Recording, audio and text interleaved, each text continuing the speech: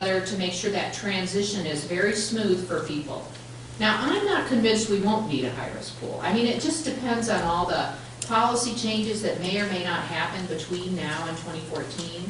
If we still need one, we're going to have to convince the legislature that we still need one. And if we don't, then we'll make that transition. There will still be, even after national health reform, if all goes according to plan, we'll still have about, we think maybe 5% of the population in Colorado will be uninsured. Right now it's 17%. So we expect to make huge progress. But there will still be people that for a number of different reasons are not going to be able to, they're not going to qualify.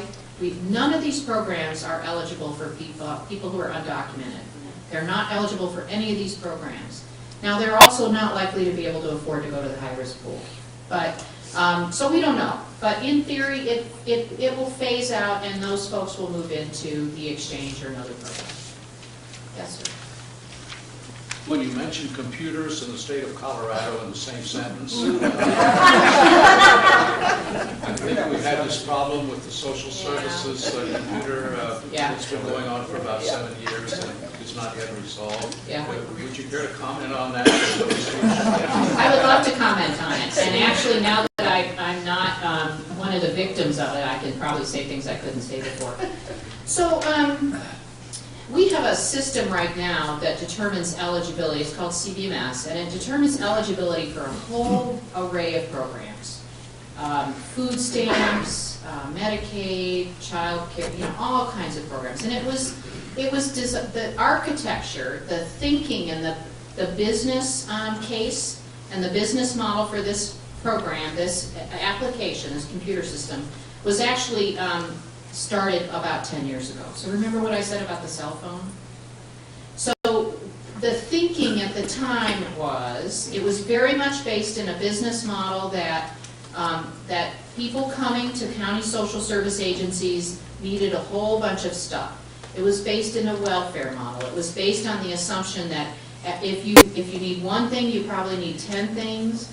And you need face-to-face encounters, and you need case managers, and you need to be taken care of and guided through the system. Well, that's not the business model of the exchange. The exchange is voluntary. It's not an entitlement. We absolutely believe the vast majority of the people who will come to the door with little or some help, or help from the right kind of person, will be able to figure this out. So we have to get from where we are today to something new. We could either, I describe this as we could buy, build, or borrow. So we could start building an entirely new system, but we don't have the money to do that. I mean, we don't have the money to throw everything out and start all over. And in fact, some parts of that system that we use now are still very good and very efficient. The database is good, the rules engine is good. Primarily what's broken is the business model, this notion that 64 counties are doing things 64 different ways, and we're making people walk into offices when in fact in California they just launched online enrollment for their families in their CHIP and their family care program. They started in December, where we have this now where you can download your form from the internet, but you can't actually enter the data and upload into the system. When California did that in December, where families could start applying online, they could sit in their own home or in a library or with a community-based organization or a clinic on a laptop, in February this year, 40% of their applications are coming in online. So it is a misnomer to think that just because you're poor, you're incapable of figuring this stuff out with a little bit of help. People can do that. They do it all the time. And for people who can't, they still have a county office to go to when they need it. And we feel strongly that there will always be people who need that human touch, human intervention, but for a lot of people, they're not going to need it. So we're very fortunate in Colorado. The Colorado Health Foundation funded an IT analysis. They knew, because of the requirements in the federal healthcare reform law, where by 2014 we have to do real-time enrollment. People have to be able to sit down. When they push that send button, within minutes they have to be told whether they're eligible or not.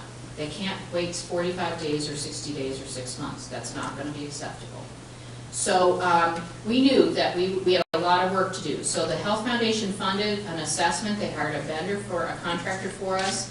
That assessment is almost complete. We're getting briefings on the recommendations from that. And with the money from the exchange planning grant, with money from the Centers for Medicare and Medicaid, we believe that if we all work together, we can make the modifications to the existing system to make it work better for people.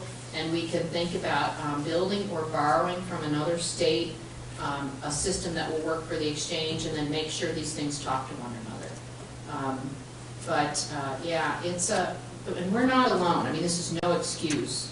But there are probably 10 states in the country who have systems that actually work for modern clients in a modern way. We all built these old, clunky legacy systems that were never designed to be flexible, and never anticipated the kind of policy changes that we've made today that to make them work better.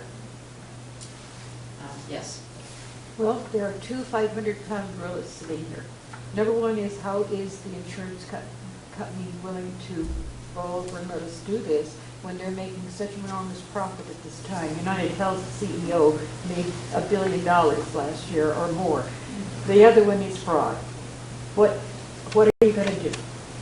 So I already addressed, the issue that you raise about insurance companies making money. I mean, we're still a capitalist country. Now, if we have values as a state or a country where it's fine to make money in one sector, but we don't think it's fine to make money in another sector, that's a different conversation than this.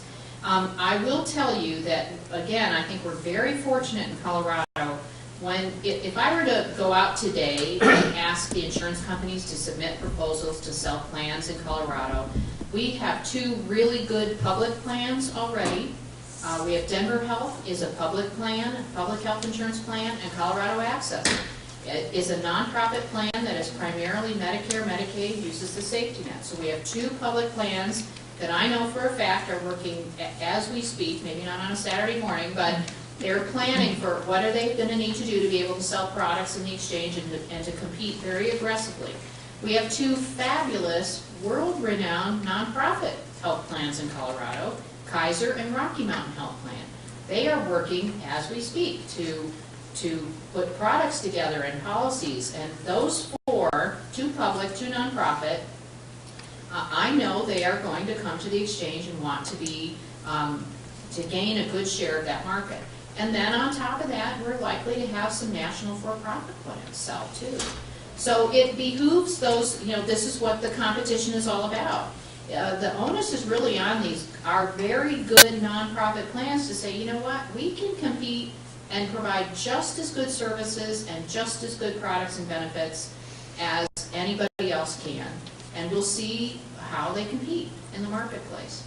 In fraud and abuse, there are requirements in that we will have to put a lot of policies and checks and balances in place to make sure that people are being honest about their income and family size.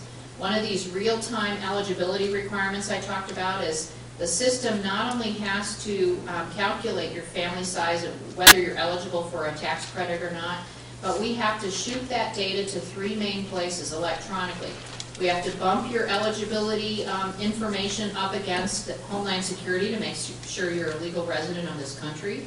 We have to bump it up against the birth certificate data to make sure you were born in Colorado, or you live in Colorado, or I'm not quite sure about that.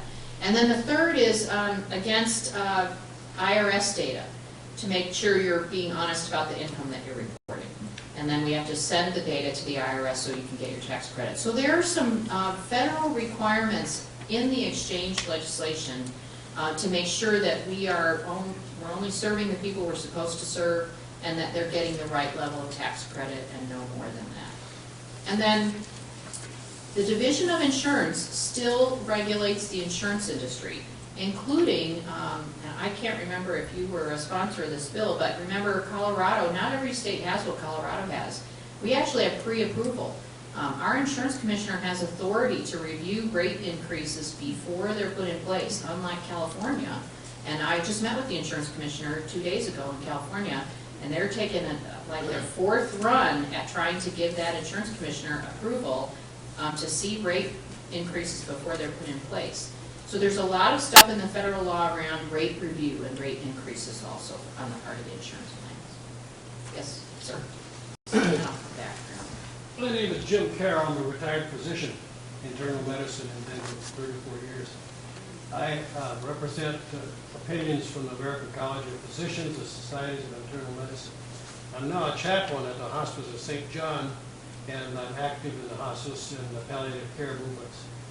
There are always big questions about who is going to be capable of managing all these computer-based systems. Not every senior citizen or not every any not senior citizen is competent to do computers. Some people will need to have help using computer-based information. Will there be healthcare rationing? Yes. Is there healthcare rationing now? Yes. There's healthcare rationing everywhere. Not everyone is going to be capable of getting a heart transplant or a kidney transplant. There are age limitations. There are all kinds of big decisions that are largely ethical as to a 75-year-old person with heart failure going to get a heart transplant when a 40-year-old person who's going to live longer if they get a heart transplant, this is all over the newspapers now, will be eligible. Yes, these will be decided by a lot of ethics committees that are based in hospitals with healthcare systems. So it's not going to be easy. Always health decisions. There will always be some rationing of health.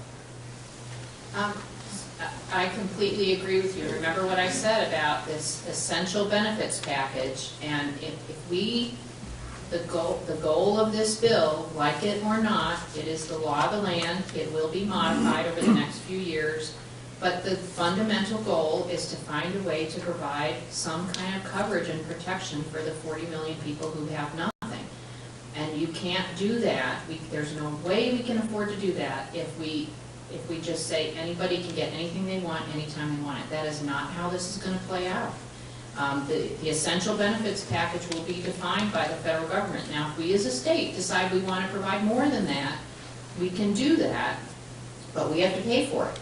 The federal government will not subsidize benefits in our exchange benefits packages unless they deemed them to be mandatory. So there are some very hard discussions going on as we speak about benefits. I do want to remind you all, because I actually get this question a lot, whether the exchange will be selling Medicare supplemental products. No, not right now. There's no intent at this point in time for the exchange to take on that function. Now, 15 years from now, who knows whether that would make some sense.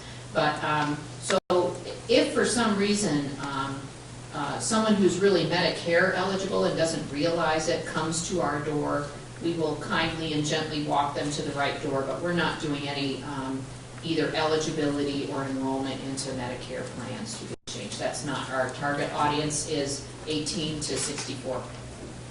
Yes, ma'am.